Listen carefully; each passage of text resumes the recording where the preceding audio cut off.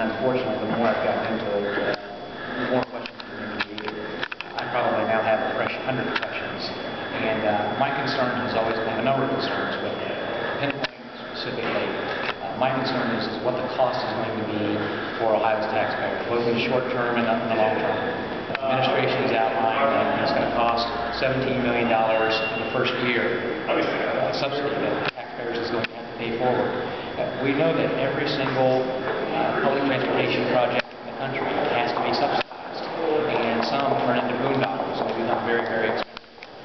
If we spend this $400 million, by law, part of the stimulus language is that we have to keep this rail operating for 20 years. Even at the minimum of $17 million a year, this free $400 million is going to put Ohio taxpayers on the line for $340 million.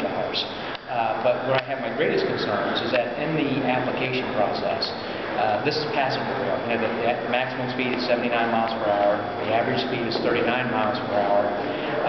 In the application, they want to go to high-speed rail, which gets up to 110, 120 miles per hour. That requires a totally different type of track. This is considered a level 4 track. That would require a level 6 track.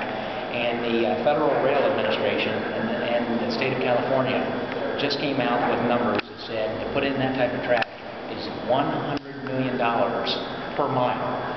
$100 million per mile. And so for us to be able to go from a passenger rail system that's going to be subsidized forever by the state to a high-speed rail will cost hundreds and hundreds of millions of dollars. And so out of a number of concerns, my biggest concerns stem around what is going to be the short-term and long-term exposure for Ohio's taxpayer. And unfortunately, I just don't think it's something that we can support.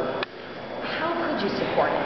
How would it have to change in order for you to support it? Well, one of the things, first of all, I think that the prospect of having to spend $100 million per mile for a high-speed rail is just something that I just don't know where those dollars will ever come.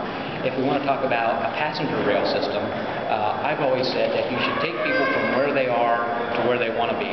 You know, this Cleveland to Cincinnati route, it takes almost 6.5 hours, average speed of 39 miles per hour. I'm afraid that they have overestimated the ridership and underestimated the cost. And so I don't see a significant need for that route. What I've always said is that take people from where they are to where they want to be. And there's a need for people to get into the capital city, to get into Columbus. There's a need for people to get into Cleveland and to get into Cincinnati.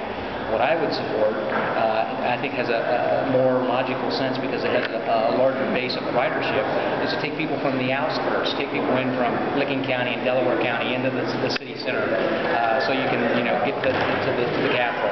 Take people from Butler County into Hamilton County and Cincinnati. Take them from Medina County into Cuyahoga County.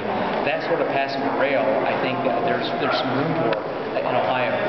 But this plan that goes from Cleveland to Cincinnati in 6.5 hours, 39 miles per hour, I just don't think will ever be something that will have sufficient and ample ridership to justify its cost.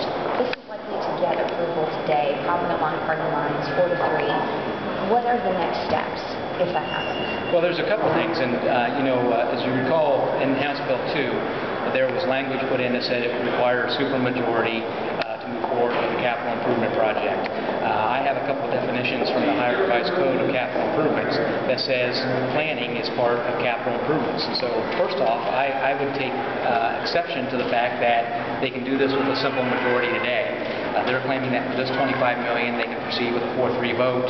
I would argue, and I think that the definition of the Ohio Revised Code, in the Ohio Revised Code of a capital improvement project, would suggest that planning is part of that. And so I would fully suspect that at some point there could be a challenge if they move forward with this 4-3 on the expenditure of $25 million. Even if they're successful on that, and here's the point that I've made to the administration, even if you're technically correct and can move forward on a 4-3 vote for this $25 million, there's no question about the other $375 million. That requires bipartisan support and buy-in. And so I think it's much more prudent, it makes a lot more sense to slow down this process, try to put through a well-researched, a thorough plan that can have bipartisan buy-in, because lacking that, failure to do that, we're not going to be able to ever have passenger rail. Okay, great. Thank you very much for your time.